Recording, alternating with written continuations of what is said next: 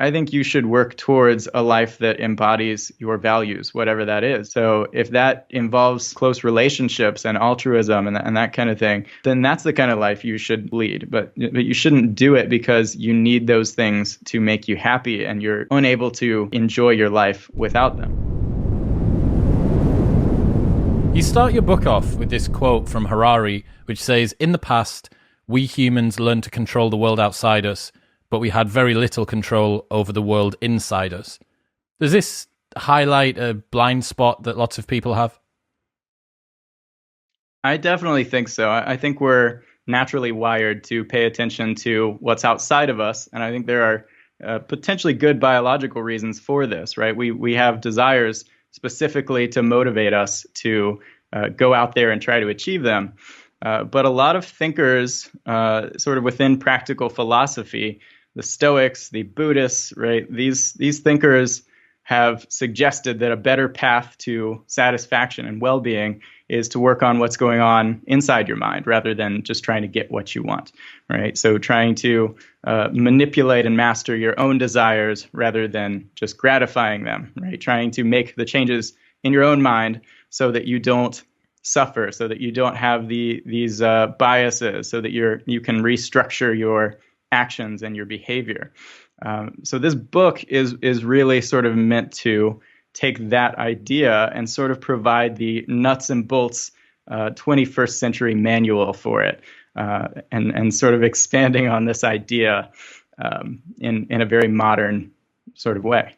Yeah, because the Stoicism and the Buddhism stuff's lovely, but if all it took was Confucius quotes to get yourself to enlightenment, we wouldn't need CBT, we wouldn't need to have neuroscientists and all of the weird and wonderful sciences that we've developed over the last few hundred years. Sure. And what I kind of realized was that these ancient words of these thinkers really haven't, their ideas, the reason they've stuck around is because they're really based on a lot of science that they just didn't have access to yet. So these ancient ideas are kind of these snippets of open source cognitive code that there's actually starting to be a neuroscience basis for.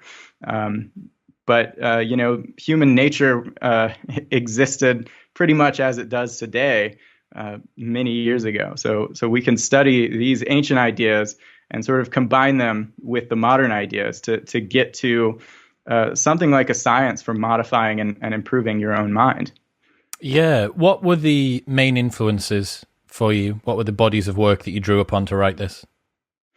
So in the ancient side, Stoicism is pretty huge. Epictetus, Marcus Aurelius, these thinkers.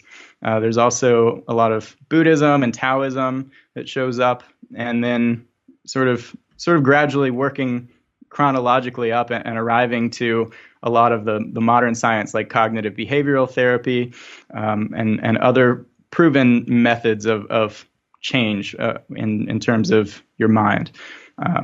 So some neuroscience in there and a lot of affective, behavioral, cognitive science all mixed in. You say that there's a gap between skill and wisdom. What do you mean? So essentially, our culture really trains us to be good at developing knowledge and implementing it in ways that are good for industry, basically. I mean, the education system is all about learning the knowledge that they want you to have and learning how to kind of be obedient and be employable, right? But it doesn't teach you how to be happy. It doesn't focus on how to actually organize your mind or develop these psychological skills, right? We've got therapy for people who are so far below the level of psychological adequacy that it can kind of lift them up. But we don't have that kind of institution for taking you higher than that. The closest thing that we have is the world of self-help, which has some gems in it and a lot of fluff and inspirational nonsense, right?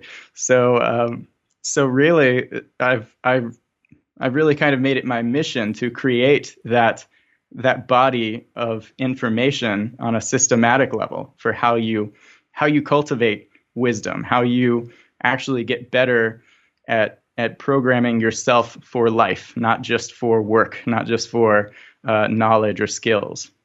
What's the goal with Psychitecture then, which is the term that you've coined in your book? So the ultimate goal of Psychitecture is to get closer and closer to your ideal self and to embodying those values and ideals. So I really kind of leave it as sort of a blank canvas. I don't tell you exactly where you need to go because that depends on your own individual values. So initially when I started writing, I sort of thought that we wanted to get rid of all of the negative emotion and disturbance, kind of like you see in Stoicism, right? And that's very much a big part of it. I think the negative emotions are a big part of what stand in our way of really living a life to our potential and living a good life. But I also don't think that's necessarily the ultimate end is just to get rid of bad feelings, right? I think you could live a better life by working towards becoming your ideal self. If you reflected on your life at the end, I don't think you would necessarily believe that the life where you suffered the absolute least was the best possible life. Right? So really, there's sort of three realms that I examine in the book. There's the cognitive realm, the emotional realm, and the behavioral realm. So you're looking at developing better views, more accurate views of the world, getting rid of your biases and the distortions in judgment that sort of plague your perception. You're looking at getting rid of emotions that are maladaptive or that stand in your way of living what you believe to be a great life. And then you're looking at behaviors and habits and actions. So really, all of these take a very systematic view and say, look, the things that are happening in your mind, they're not just single events. They're all ultimately interconnected. I call it psychological software. You've got this series of algorithms that all connect together. And this is really what all these different types of science show in their own particular realms. Whether you're looking at habit change or you're looking at cognitive therapy, we find that our thoughts and our actions and our emotions are intricately but intimately tied together and triggering one another. And in order to actually make changes to them, we have to really understand these connections between them. Why did you give them the particular order that you do? Because although they are separate, they are almost hierarchical. So one of the biggest reasons for this is that, for example, if you look at emotions and the reason why we have these negative emotions, in many cases, it's because we have these biases, these cognitive distortions that trigger them. So the cognitive realm comes first because it's sort of foundational to the later realms, right? If you can get good at identifying distorted beliefs in your own mind and actually countering them and replacing them with better beliefs, you'll have the basic skills that you need to be able to build on them and master your emotions and change your habits and all of these. So they do sort of build on one another, like you said.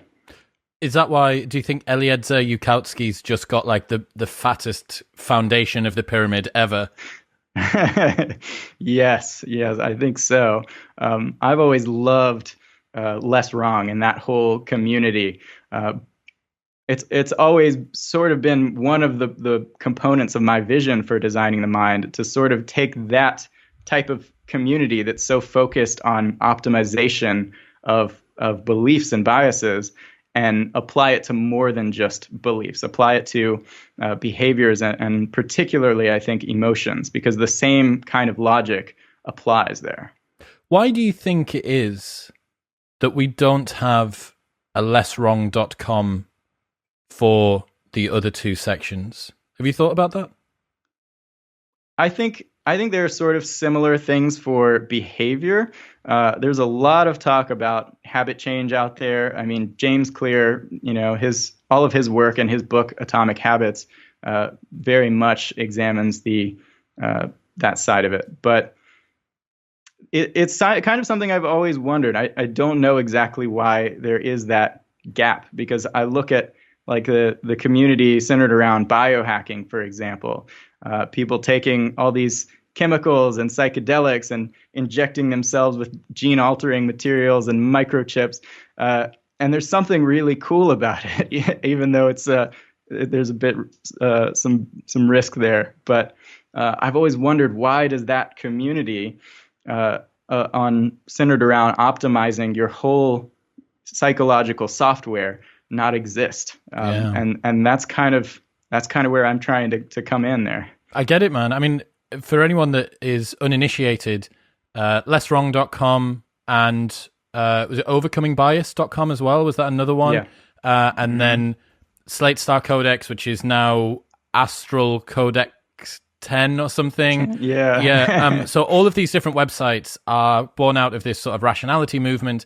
And if you want to go down a fantastic blog hole, just go and have a little bit of a look, because I've read some of the best work I've ever seen. Robin Hanson, Eliezer Yudkowsky, and Scott Alexander are titans, absolute titans. And this stuff's just out there. They just do it because they need to write some words on a page, which is unbelievable. But yeah, I would be interested to work out why it is that we don't have that same level of community and passion around stuff that isn't just rationality. I wonder whether it's a bias toward the personality type of the people that go onto those websites, whether they tend to be quite rational, utilitarian, scientific, sort of praying at the altar of science themselves, and that fits in quite easily with their worldview. Whereas if you were to say, okay, now let's talk about how you're actually acting in the real world, or okay, let's actually talk about how your emotions are feeling, and doing the metacognition sort of self-look. I wonder whether that might be a step in an uncomfortable direction for people. I think that's possible, and I will note that, like, if you really spend time on those blogs, you will see that they do pay some attention to those other areas as well. But I think all of it is pretty new. I mean, really, before the internet, you had scholars studying these things, but you didn't have these sort of DIY mind hackers who were all getting together and trying to optimize themselves. So I think it may just be that it's all kind of new, and that just happens to be the community that caught on. Yeah, that's a good point. But I think the desire is there. I do think once people see it and can visualize it, they'll want to be a part of that kind of thing. Yeah. Before we start trying to improve our source code, you say that we need to develop our metacognition. How can we do that? So metacognition is the term I generally use, mainly because mindfulness has kind of become this cultural fad, and there's all these different definitions. No one quite knows what it means. So I'm very specifically talking about knowing what's going on inside yourself. I've always been pretty strong on this side, and less aware of like what's going on around me in the world, and sense of direction, all of that. But it seems like most people really need to sort of cultivate greater metacognition. And this is why the mindfulness movement has gotten so big. It's because people recognize that they aren't paying enough attention to what's going on in their mind. So meditation is one tool for doing this. I think like walking mindfulness is more along the path that I've taken. I love going on walks and just reflecting and introspecting. But essentially, you are trying to become aware of your own thoughts and feelings, because if you aren't, you've got little hope at actually modifying them. If you don't know what thought you're going through, let's say that you don't realize for hours until, this is already past, that you were going through this whole ruminative spiral where you were having all these self-deprecating thoughts and that were just triggering emotions and kind of spiraling out of control. If you don't know that's happening until way after the fact, you're not going to be able to step in and intervene. Whereas a lot of these things that people get told they can only get a little better at managing when it comes to their emotions, you actually can sort of bypass many of these emotional experiences if you can catch them quickly enough and sort of do what's necessary to alter that emotional trajectory. Yeah, you talk about something, you give it a different name, but the mindfulness gap, basically a brief beat in between stimulus and response. And cultivating that, I said it on an episode the other week, cultivating that, if I get no closer to nirvana from my meditation practice than having that mindfulness gap a couple of percent more than I used to, I'm going to consider it a win. So you mentioned that sitting meditation, also walking meditation, which is kind of just introspection and looking at the texture of your own mind. How do people take their metacognition off the cushion, so to speak? How do we get it from the walking session within that? Oh, I feel real mindful. Texture of my mind's very, very plain and easy to me. How do I get that expanded out into my boss has just shouted at me, or I'm stuck in traffic? Right.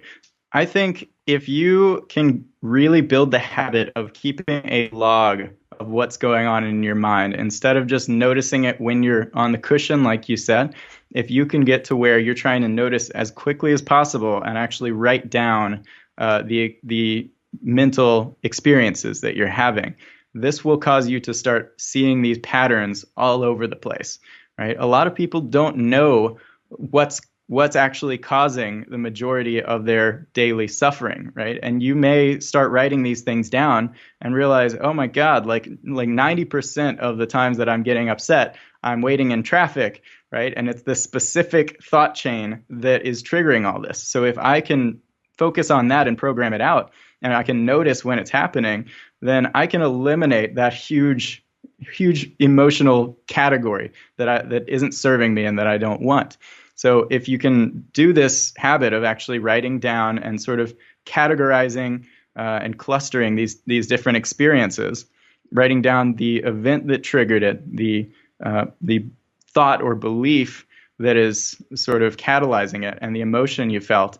And then you can even get more advanced, and this is a CBT method of actually identifying the distortion in that thought and the correct belief that you want to replace it with, right? If you can just keep this log, you'll start noticing these patterns, and even just noticing can often be enough to get rid of these things.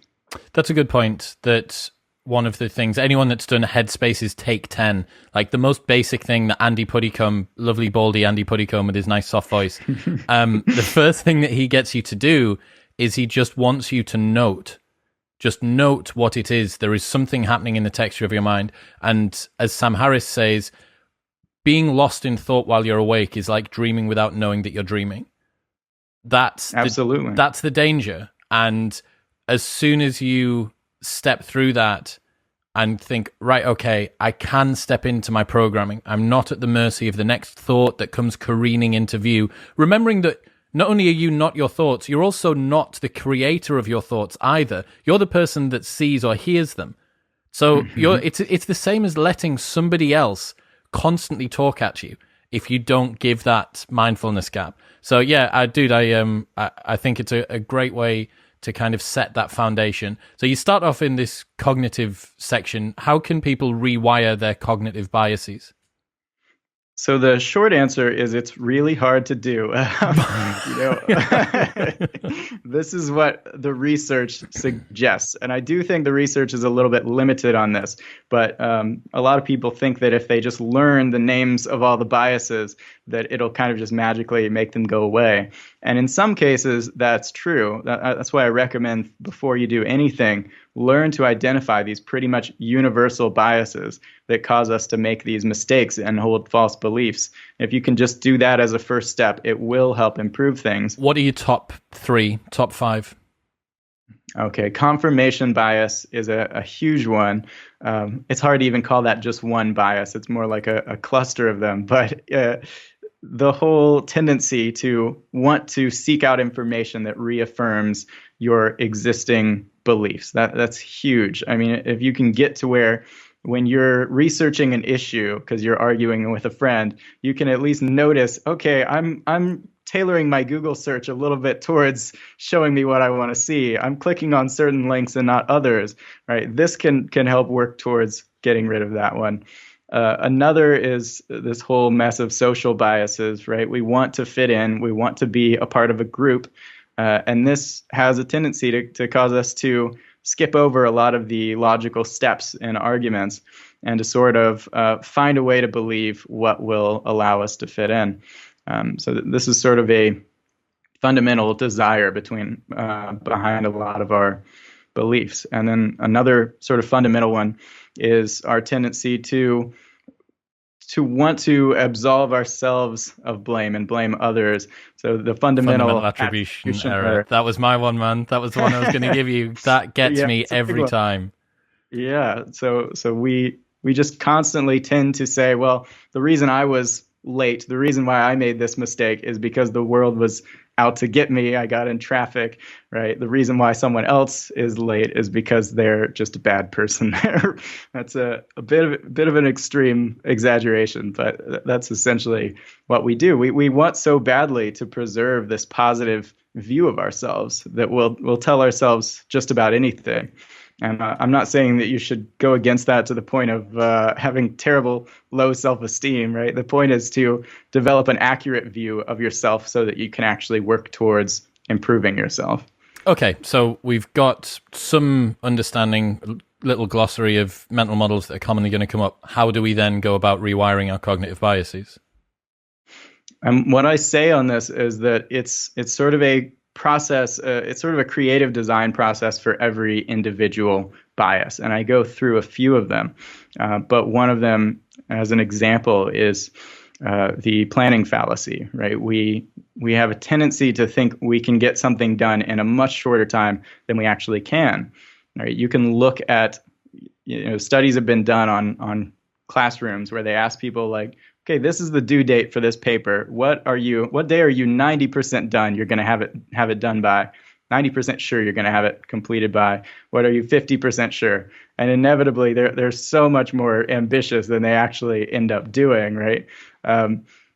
So Daniel Kahneman, who's generally kind of cynical about the ability to rewire biases, he even says you can actually rewire this one, and the way to do it is to look to distributional information, objective information. So basically, stop trusting your intuitions about how long it will take to get this thing done and start asking yourself, how long has it taken in the past? How long has it taken me? How long does it generally take other people?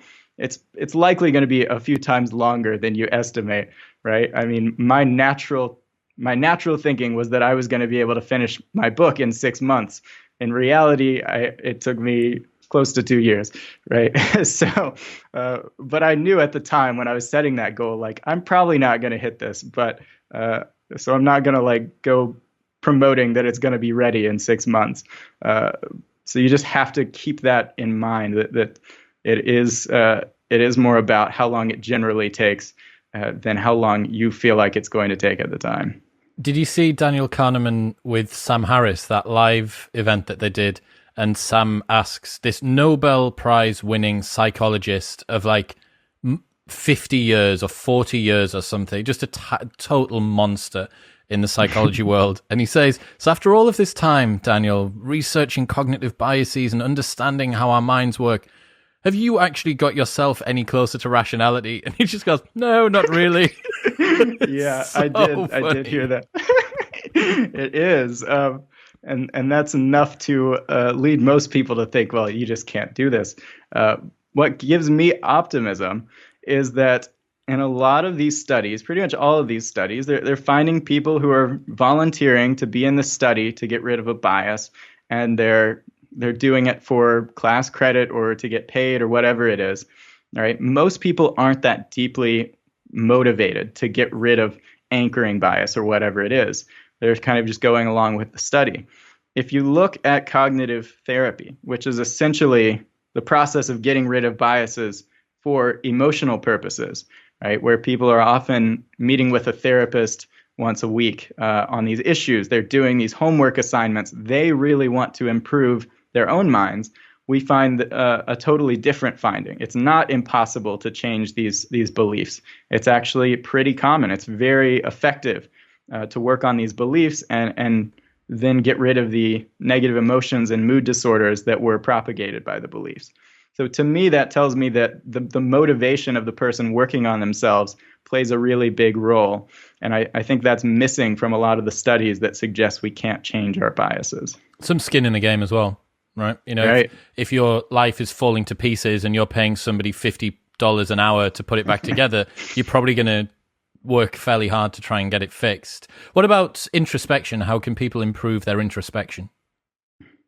So that's a great question. I think mindfulness plays a pretty big role. I read a book called Insight, which is all about introspection, and it finds that introspection can actually cloud people's judgment if you're not doing it properly. One of the findings, Tasha Eurich, she covers the way that you ask yourself questions plays a big role in how much introspective clarity you can get. So the people who tend to ask themselves, why did I do this? Why did this happen? Who are essentially looking for a simple cause-effect explanation, these are the ones who typically go wrong and go astray when they're trying to get clarity. Because just like in the world of rationality in science, just like the ancient natural philosophers who thought the earth was made up of 4 elements, it's natural for all people to jump on whatever conclusion they come to first and want to stick to it. So I think that's what most people do wrong when they introspect, is they come up with a theory for why am I this way? Why do I keep doing this? And they tell themselves the first story that pops into their heads. Whereas if you can actually step back and ask what questions, ask what's going on in my mind and observe it and use mindfulness or metacognitive awareness to actually understand this chain of events going on, you can get a lot more clarity. So just stopping imposing a narrative when you look at your mind and just seeing what actually happened is a huge way to get better at introspecting. That's cool. So not having an agenda as you go in. Increasingly, I wonder if you've seen this, curiosity is like this new buzzword personality trait. And I think one of the reasons is that it does allow you to genuinely be interested in the outcome without an agenda on your way through. And I think that's why it's quite useful. So yeah, people need to try and avoid going in with the hopes of finding an answer, right? Because often that can cause you, as you said, to kind of jump at the first thing which comes to them. Moving on to self-limiting beliefs. Why you put quite a bit of importance on these. Why are they so important? I think we tend to hold beliefs about ourselves that really lock us in to these patterns that cause us to fall way short of our potential, right? I give examples like if you believe you aren't the creative type, or if you even believe in the idea that there are creative types and non-creative types, then it will cause you not to explore the opportunities that, you could be an incredible creative person and you wouldn't know because you've been telling yourself this story your whole life. Personally, I am very much naturally an introvert. I could have very easily gone my whole life believing that I'm not the kind of person who can do public speaking, who can go on podcasts and talk about my ideas, right? So if you have biases that relate to yourself and what you're capable of and what kind of person you are, there's a very good chance that you're going to hold yourself back from what you really are capable of. So really, I think it's important to put these things to the test and actually get out there and give everything a fair shot before you decide, I'm not good at this, I'm not capable of that, right? You have to take on the mindset of a scientist and experiment and see what you actually can do. So much of this is carried over from childhood as well, right? Like you had one crack at public speaking in year 11, when you were 16 years old or 15 years old, and that's it. I'm a crap public speaker for the rest of my life. It's like, hang on a second. You wouldn't say that you were the same person now as you were back then for most other things in your life. But you're right. When it comes to the self-limiting beliefs, perhaps there's a little bit of safety in there as well, that we can inoculate ourselves from public failure by certifying failure privately by simply not stepping into the arena. Like you can't lose the fight that you never have a go at. Self-limiting beliefs and that voice in your head that is usually someone from early in your childhood, a parent, an older brother or sister, some sort of teacher in school. For the most part, they're just bollocks and don't know what they're talking about, and they're no longer applicable. Right. I mean, I often talk about it as being your default settings, right? The way that you are right now is because of that. That's just your default settings. That's what you haven't programmed yourself to be. And a lot of time, these are programmed at an early age when we're in our childhood, right? It can be initially programmed by genetics, by, observing our parents, all these different early experiences, right? But that's just your default setting, right? The experiences that you have and the memories associated with them serve to reprogram your anxieties and your fears, right? So the only way to actually get past these things is to get out of your comfort zone, do this thing that you've been telling yourself you're not capable of, and it sort of the output retrains the input, right? The result gives you new reference experiences. So you can actually observe, you can learn from your own behavior and say, oh, I can do this, and restructure that belief and get rid of your fears centered around it. So right, man. I ruptured an Achilles last year, thought that my mental makeup would be really bad for that sort of an injury, and I'd get super depressed. And I was so much better than even in my wildest dreams I could have thought.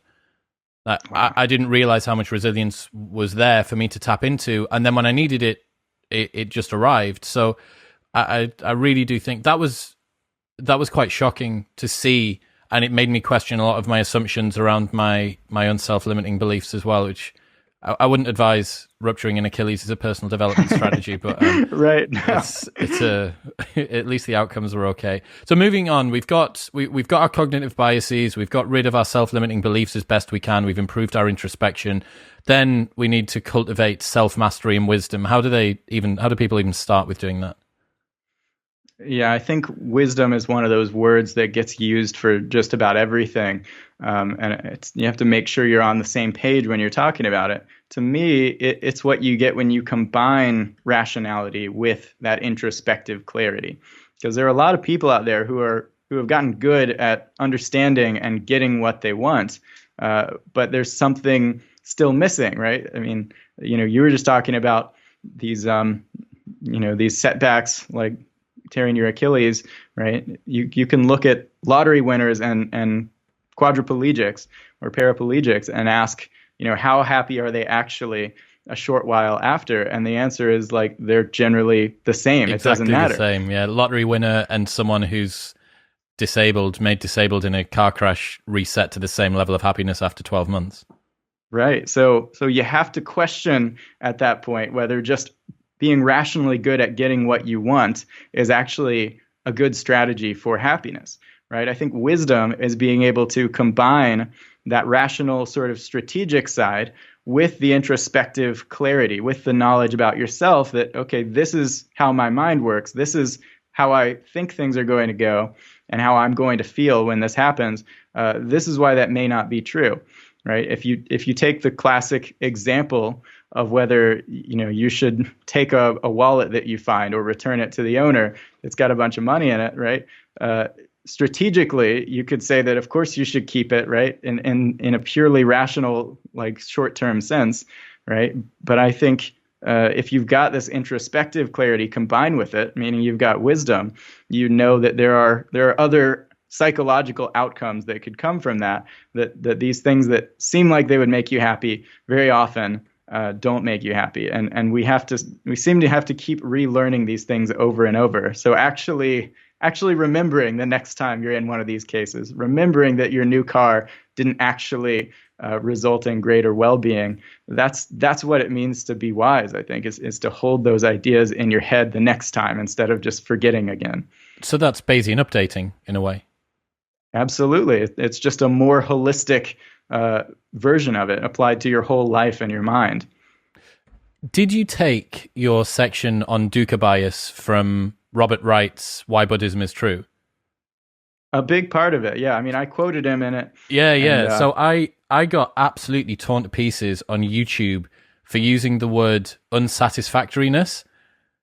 Really? Because someone was like, duh, it's dissatisfaction. And somehow half of the internet decided, on an episode that went massive with Douglas Murray, half of the internet decided that was the comment that they were going to upvote. I was like, I'm quoting someone else. It wasn't my fault. It wasn't my word. I promise. Can you just, because I absolutely love this story, man. Can you explain what the Dukkha bias is?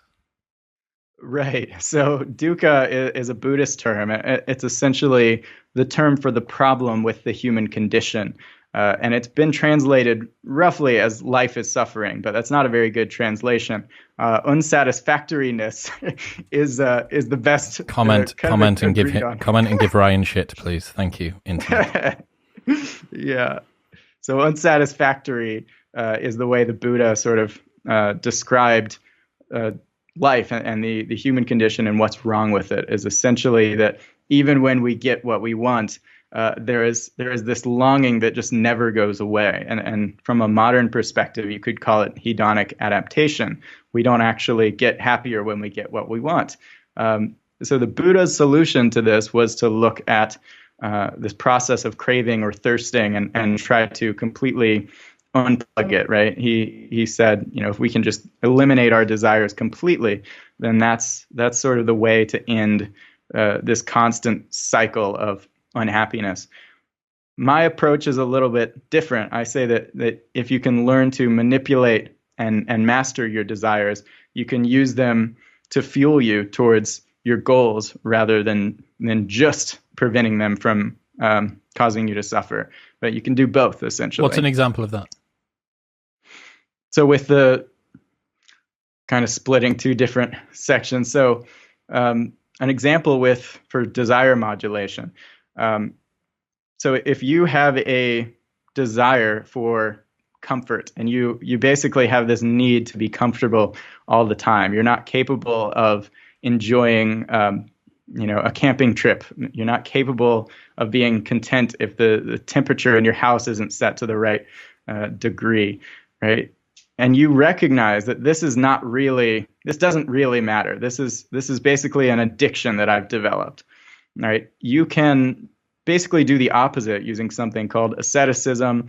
The Stoics called it voluntary discomfort, right? You can go through this process of putting yourself through something uncomfortable so that you build up your resilience, you build up your ability to adjust these desires. So if you can say, like, actually, the life that I want to live will cause me to take risks. It'll cause me to step outside of my comfort zone. This need for comfort is holding me back. You can sort of counteract that desire using a number of different methods that I talk about.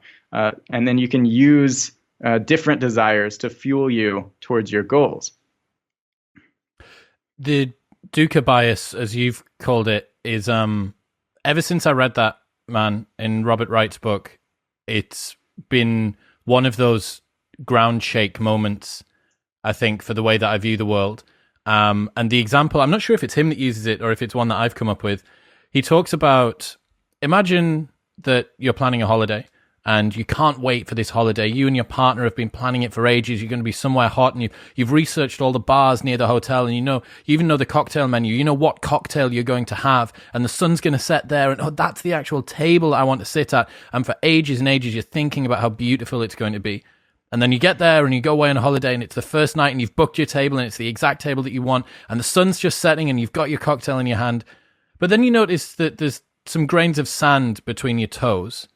And you think, oh, well, that's a bit irritating. And I wish actually there was a little bit less ice in my cocktail. And I wonder whether I should have had it shaken instead of blended. And actually the sun's a little bit low. It's kind of hurting my eyes. I wish I'd brought and I wonder, I've got some sauce on my jacket. This is built into the source code of how you see the world. If the first time that you caught a bison or picked some berries, you were satisfied, you would never get another bison or pick another berry. So just realizing basically that everything's going to be a bit shitter than you think it's going to be and just accepting that and being like, look, I can enjoy this holiday. I can get excited about it and know that when I get there will be sand between my toes. There will be this, but I have the perspective. And this is where it comes back to the mindfulness gap or the metacognition in your language, to just give us that buffer zone, that space to know, okay, like this doesn't matter. The next one can be blended or shaken. The sauce will come out of the top, the sand will come out of the toes. Like, it's sweet, it's fine. But yeah, that bias, the Dukkha bias, is so awesome. I think everybody needs it in their vocabulary. You talk about the pathologies of philosophers. What do you mean by that? Yeah, so there's kind of this tendency that we all have, and I call it that specifically because philosophers like Nietzsche and Schopenhauer often lean on this side, right? But it kind of glorifies suffering, and we see this today by saying that like great people or creative people are the ones who suffer the most, and it kind of allows us to justify unnecessary parts of the human experience. I'm not saying that suffering can never be useful for bringing about a good result, or that you can't even necessarily completely eliminate suffering. But I think by and large, our negative emotions really do hold us back, and they keep us locked in things that aren't good for us long term. So, on one end, Nietzsche talks about how, if you want to be happy, then believe. He's talking about like religious belief and faith. If you want to be incisive, if you want to understand the world, then inquire, right? And he kind of, in doing that, suggests that people who have incisive beliefs, who see the world clearly, must not be happy. And these kind of happy-go-lucky dogmatists are the ones who are actually happy because they don't see the world clearly. And I kind of call this into question and say, no, you can develop incisive beliefs and be happy. That this is not a contrast. It's a defense mechanism that people who are smart put up to justify, depression and despair and negative moods, right? The cynicism. And then the same is done for effectiveness. Like I said, with creatives, right? We say that you have to suffer in order to be great, right? You have to go through this negative emotion. And very often, negative emotion is useless. It doesn't serve us. It doesn't make us great. There are exceptions, I think, but generally, you should try to get rid of any negative emotions that cause you to suffer, and you shouldn't worry that you won't be able to achieve your goals or you won't be able to see the world clearly, right? You can work on all these different fronts and develop mastery in each individual area. That's such a blind spot that I think a lot of people who enjoy, particularly existential philosophy, but anyone that's kind of in the rationality movement, I find this in myself. This is a bias I have myself, that the Puritan work ethic that's been baked into us in the West just sees the suffering as, it's in service to some higher power. And you don't actually think, well, is there an easier way to do this, or a happier way? Is there a happier way for me to achieve the same thing? And part of you says, because culturally and maybe even genetically as well, you've got it in your head, that you're like, well, maybe I don't want it to be easier, because maybe if it was easier, I wouldn't do it as much anymore. I wouldn't be as effective, or something else. There's just an aversion to it being not painful. Yeah. It's interesting. Just I've seen it all the time on internet forums. I've heard people in interviews say, like, I don't necessarily want to get rid of my anger or my anxiety. I'm all about getting stuff done. It's like you don't have to choose between those two outcomes. Like, anger isn't a very good motivator, right? Lao Tzu said the best fighter is never angry. So if even fighting doesn't benefit from anger, even if you're trying to punch someone in the face and being angry, yeah, dude, makes you worse at it. What an awesome example. I mean, as well, like, I often think about this. A lot of the time, people justify discomfort en route to a goal, which actually undercuts the achievement of the goal itself. It's like, I need to be angry or anxious in order to be creative. Why do you want to be creative? Well, I want to be creative because I want to be successful. Why do you want to be successful? I want to be successful because I want to be happy. Can you be happy if you're anxious or angry? No. Right, okay. In that case, the first step, the thing that you are using to fuel your development, is limiting your ability to reach your goal. Absolutely. Yeah, you have to keep in mind what the ultimate goal is. There are more direct means to get what you want, and we're so trained that we have to do this whole roundabout process in order to just be happy. If you just go straight to the source and work on your mind, you can build a lot of that happiness in, and then you can go towards things. You can work towards things out of a love for the process rather than because you're so eager to get the result because it's going to make you happy. Is equanimity desirable? Because if people don't really care about what happens, maybe they're not be motivated to go do anything anymore. I definitely think it's desirable. And I think really I make this contrast between desires and values specifically for this reason. Because if you don't have any negative emotions causing you to suffer, that doesn't necessarily mean you aren't going to do anything. I didn't write this book out of a desire to escape all the bad feelings that I had from not having written a book, right? We have these intrinsic motivations that push us to do things. And if you want to be able to tap into those intrinsic drives, I think you do need to develop a certain level of stability into your own mind. You need to get to where your conflicting emotions and drives aren't pulling you in all different directions so that you can actually focus on the things that you really value and the direction you really want to go in rather than just what you feel like at any given time. How do people achieve equanimity? How do we turn down the volume of those different pulls and emotions? So a lot of philosophies have suggested that there's this one core problem at the root of our minds, right? Whether it's our ego or whatever it may be. I kind of take a different approach based on evolutionary psychology. And I say, look, all of these different forms of suffering exist in our mind for different reasons, right? Because they caused us we get jealous because, it helps us to retain mates from a biological perspective. We get angry because it helps us preserve our status. We have all of these different things that aren't necessarily that relevant to us today. And I think we have to look at each of them a la carte and we say, how does this work? What is the structure of the algorithm causing me to get angry or jealous? And how can I rework it? So it's very much a creative design process that you have to apply to every different struggle. Like I said, you may find when you really observe your emotions that 90% comes from the same mental process. So you have to look at what it is that is preventing you from tranquility. And you have to work on that specific issue and really figure out how it works so you can rework it. Similar to the way that you advise people to go about the cognitive biases at the start. Absolutely. That's kind of the idea behind Psychitecture and the reason that's the word for it, because it is a creative design process comparable to architecture or something. You are looking at each psychological issue as its own creative problem-solving challenge to tackle. Evolutionary psychology for me is the emotional equivalent of learning mental models. Do you know what I mean? Absolutely. Like as you're reading, this is why you have envy. This is why friendship exists. This is what reciprocal altruism means. This is what kinship is.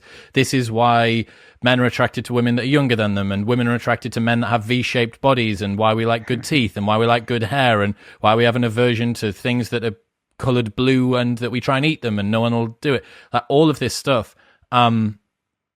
It really is peering into the source code in a way that I don't think many other subject areas allow us to do. You're right. I mean, if you just search like, why do people get jealous? You're not going to find a lot of results actually telling you why we biologically have these tendencies, right? They often start way later than that. But to me, this is where you have to start. You have to look at why we're wired the way we are, so you know what function these things are meant to serve, not necessarily for us, because very often it isn't good for us, but for our genes and for our ability to propagate our genes, essentially. So we've got cognitive, we've got emotional, that's done. And then the third section is behavioral. So what are the impediments to self-direction? So I list 4 major impediments, right? You've got corruption, you've got compliance, which is our tendency to go along with what everyone else is doing. Right? You've got craving, which is the most obvious, right? Our addiction to different chemicals. And you've got comfort, which is a huge one.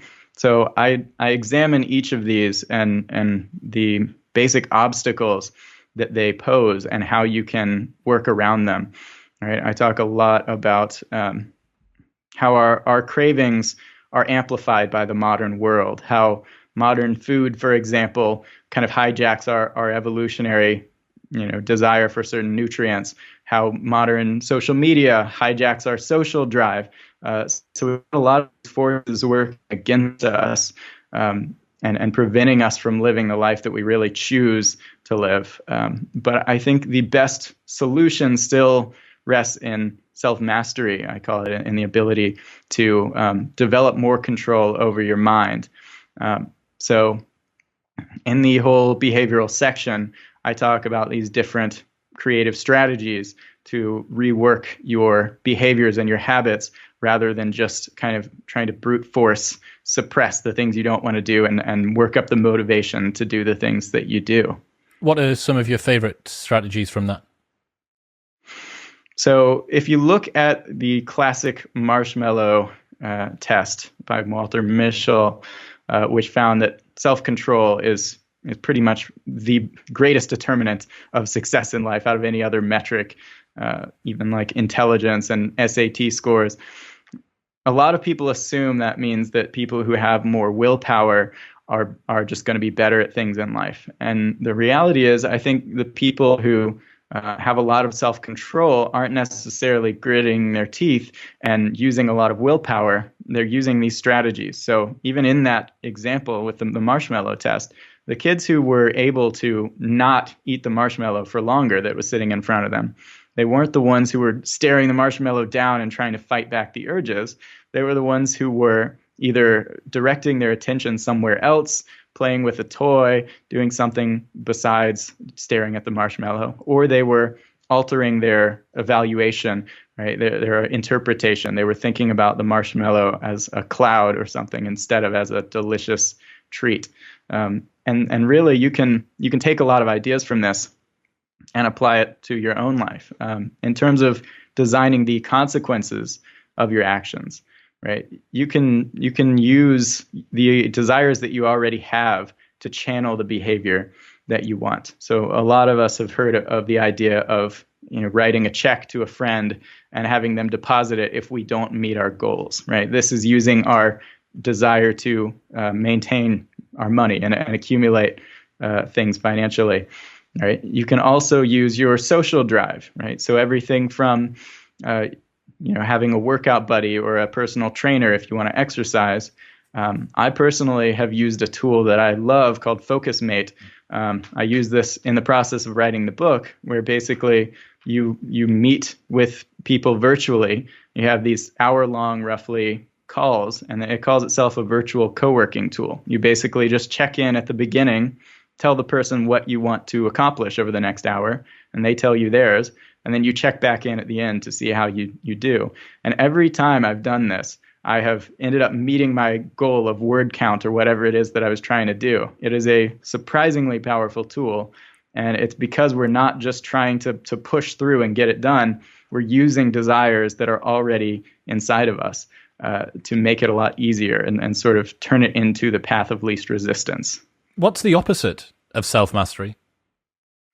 So I call it self-slavery, and it's essentially what I argue is not only responsible for, being unhappy and not having self-control or clarity, right? But it really, I think, explains a lot of the evil in the world, or what we tend to call evil.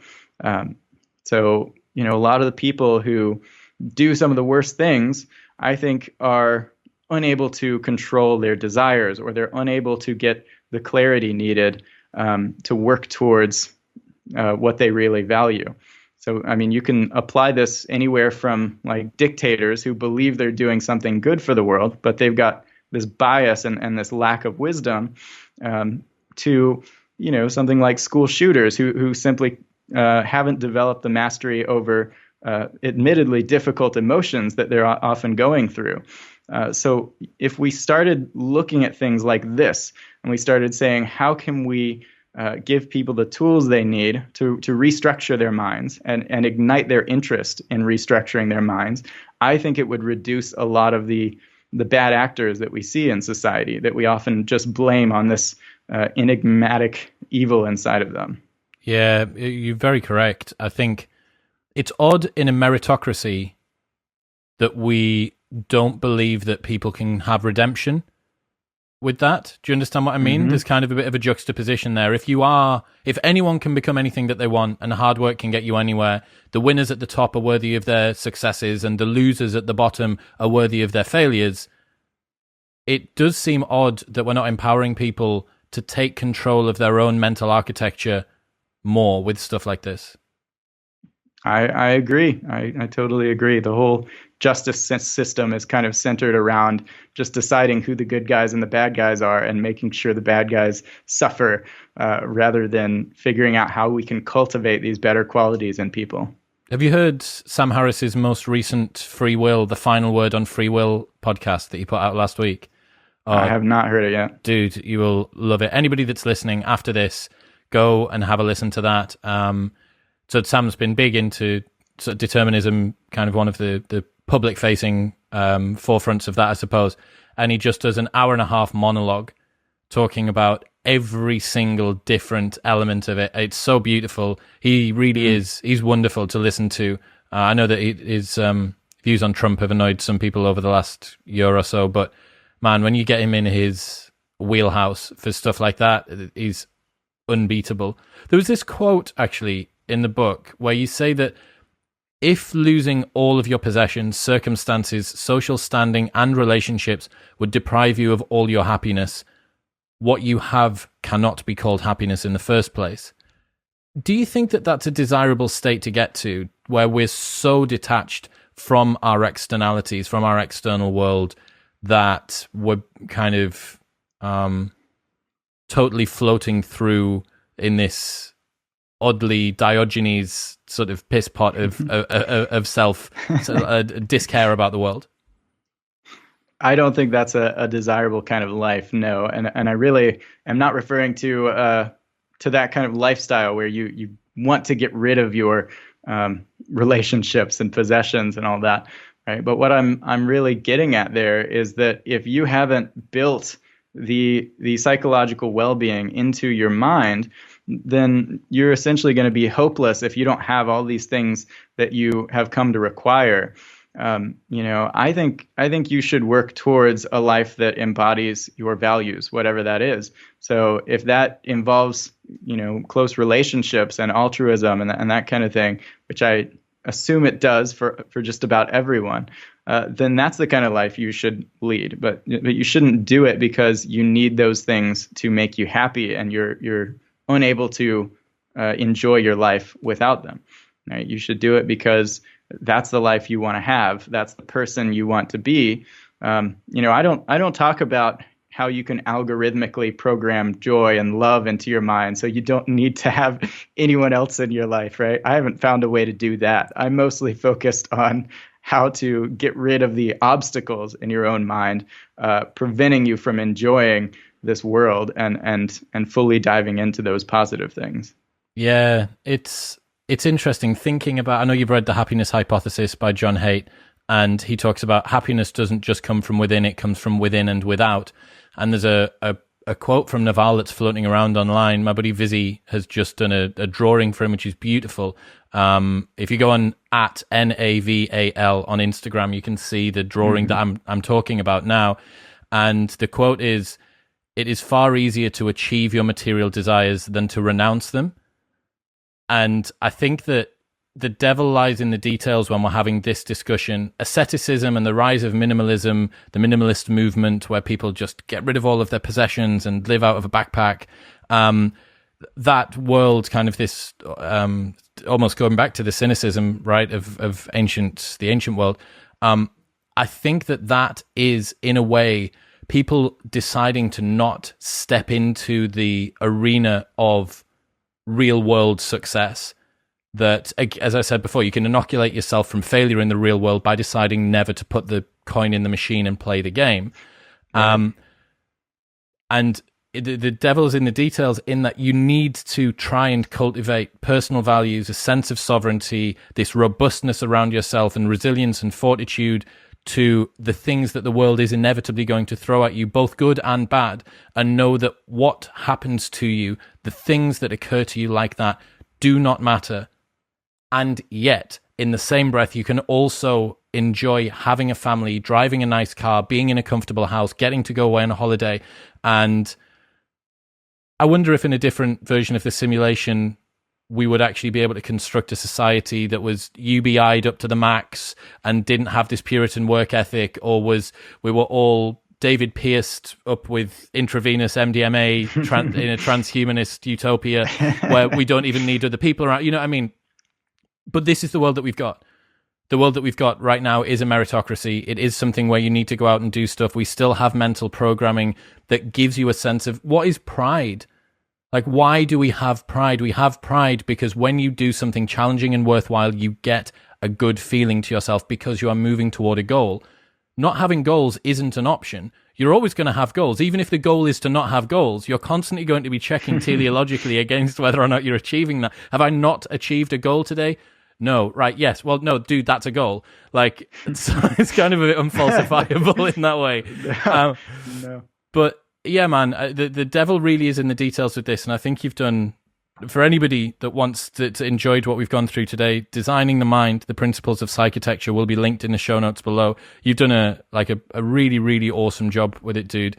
As a sort of a parting note, how can people continue to optimize their mental software moving forward? Awesome. Yeah. So what I would tell you is that if you want to follow what Designing the Mind is doing, you can go to designingthemind.org. I'm going to be sharing a lot of ideas related to psychitecture and all this to anyone who joins the email list. But I also want to do a lot of big things in the near future. And to help me do that, I've created a survey where I'm essentially trying to figure out what people's psychological struggles and aspirations are, what comes up the most, so I know what to focus in depth on. And I'm also doing a giveaway centered around that. So I'm giving away signed copies of the book. I'm giving away a few other psychological tools. So if you go to designingthemind.org/survey, you can fill that out. You'll be entered into the giveaway and added to the email list. You can unsubscribe anytime. But I would love to be able to welcome you to a really cool community in the near future. I love it, man. Thank you. Final thing. What is a underground hero book that you stumbled upon whilst researching Designing the Mind that you think more people should know about? Good question. So one thing that comes to mind, I don't know how underground it is, but a couple books by Maslow beyond just the hierarchy of needs that everyone's familiar with. The Farther Reaches of Human Nature, just an incredible vision of what the human mind is capable of. So I would highly recommend that, or Towards the Psychology of Being by Maslow. There's one really underground thing that isn't even technically a book. It's like a document floating on the internet called The 9 Levels of Increasing Embrace by Suzanne Cook-Greuter. And this doesn't show up in this book, but it's a very interesting perspective on the mind and the way that we develop and mature.